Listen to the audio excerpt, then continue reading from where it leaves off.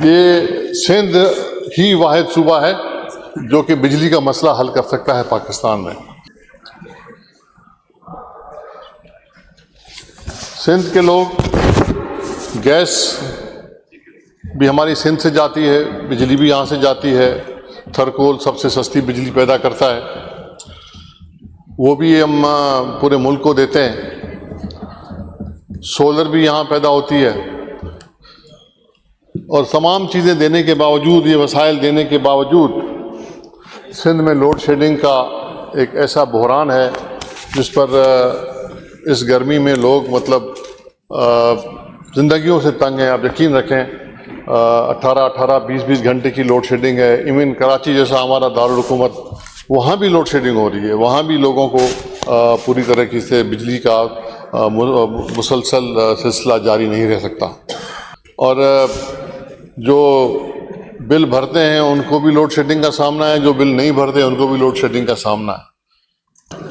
اور ان حالات میں جناب سندھ کے عوام یہ سوال پوچھتے میں حق بجانب ہیں کہ ان کا صوبہ قومی توانائی پیداوار میں اتنا بڑا حصہ ڈال رہا ہے، تو انہیں لوڈ شیڈنگ، کم وولٹیج، گیس کی قلت کا سامنا کیوں کرنا پڑ رہا ہے؟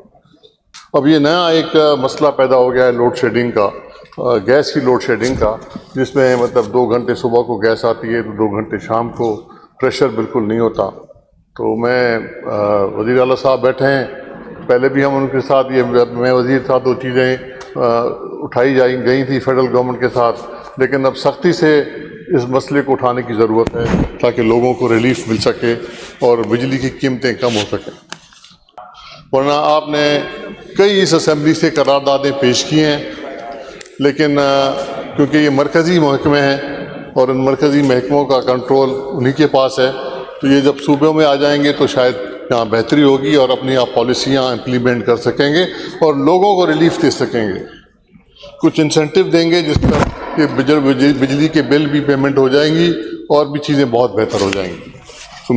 یہ سندھ ہی واحد صوبہ ہے جو کہ بجلی کا مسئلہ حل کر سکتا ہے پاکستان میں۔ یہاں کول بھی ہے جو سب سے سستی بجلی پیدا کرتا ہے، تھرکول جس کا مجھے اللہ نے موقع دیا، اس کا میں پارٹ بنا۔